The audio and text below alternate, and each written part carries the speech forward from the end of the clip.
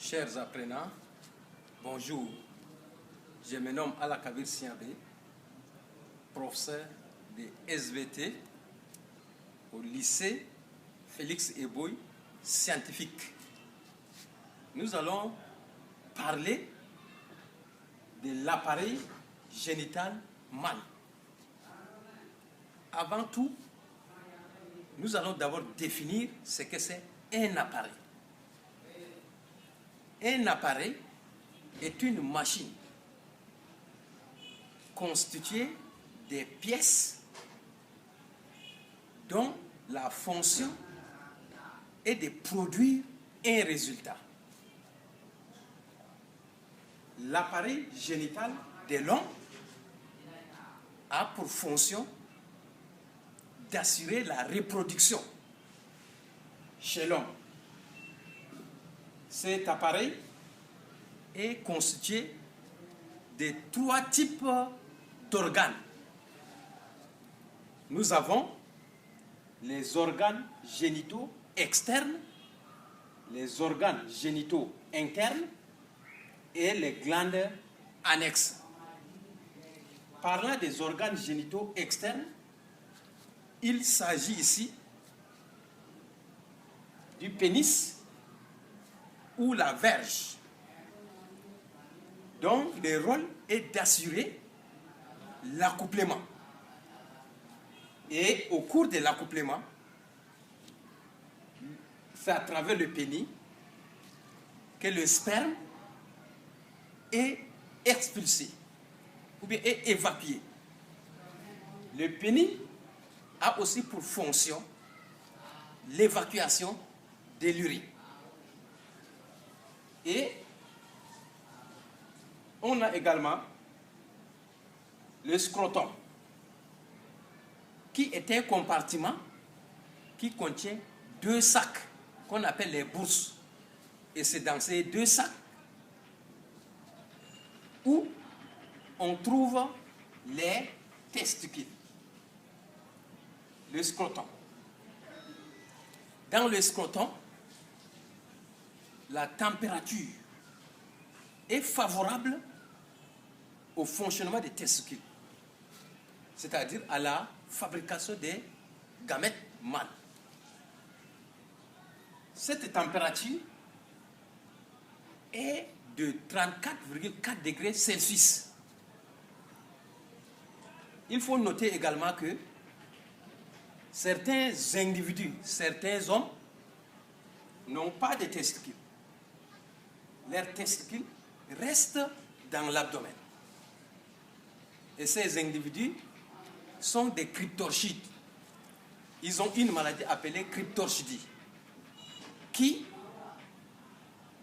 est due à la non-descente des testicules dans le scrotum. Et les testicules cryptorchides qui restent dans l'abdomen, du fait que la température au niveau de l'abdomen est de 37 degrés Celsius, cette température inhibe ou bloque la fabrication des spermatozoïdes. Et ces individus cryptorchides sont automatiquement stériles. Nous avons également les organes génitaux internes. Il s'agit là des testicules qui assurent 2 fonctions, la fabrication des spermatozoïdes et la fabrication des androgènes, qui sont des hormones mâles. Il y a également l'épididyme, qui est un lieu de maturité, un lieu dans lequel les spermatozoïdes acquièrent leur mobilité et leur pouvoir fécondant.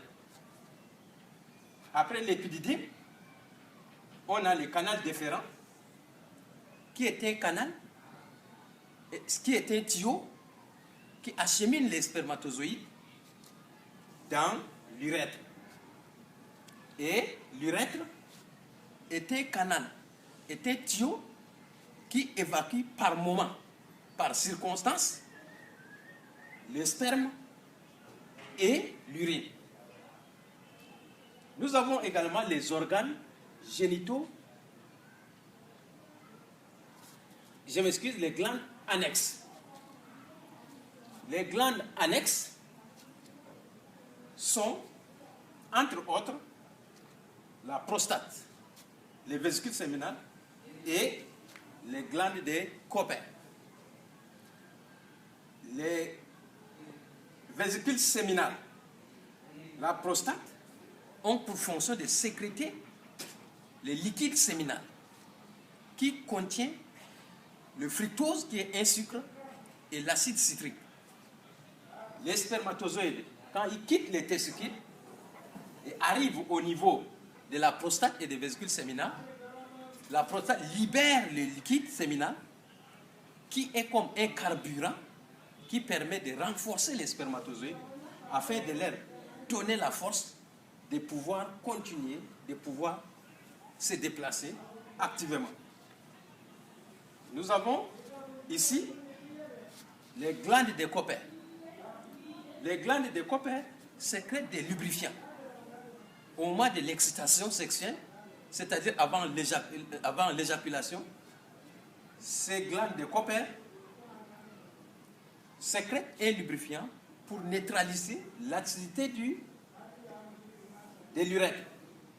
Parce que l'urètre, c'est un milieu qui, à un moment donné, évacue les spermes, à un autre moment, évacue également l'urine. L'urine étant toxique, les glandes de Cooper ont pour fonction de neutraliser l'acidité de l'urine. Voici, d'une manière ramassée, d'une manière résumée, les constituants de l'appareil génital mâle. Et il faut aussi noter que lorsque vous faites des rapports sexuels non protégés avec une femme infectée, les microbes ou bien les virus peuvent entrer par l'urètre et se retrouver dans le testicule. Et ces virus et ces microbes peuvent détruire les testicules et cela peut causer la stérilité. Il y a d'autres microbes également qui peuvent causer la gonococcie, qui peuvent causer des syphilis, etc. Donc, je rappelle, je demande aux jeunes, aux célibataires, de faire des rapports sexuels, mais protégés. Dans les cas contraires, il faut pratiquer l'abstinence jusqu'au mariage. Et en ce qui concerne les scrotums, je conseille à ce que les jeunes puissent porter des habits non serrés, des collants non serrés, car ces collants de jeans non serrés peuvent presser les testicules et créer des perturbations au niveau de la température, et cela peut être l'un des facteurs de la perturbation de la fonction testiculaire. Voici de façon claire l'organisation de l'appareil génital mâle. Chers apprenants, je vous remercie pour cette attention que vous avez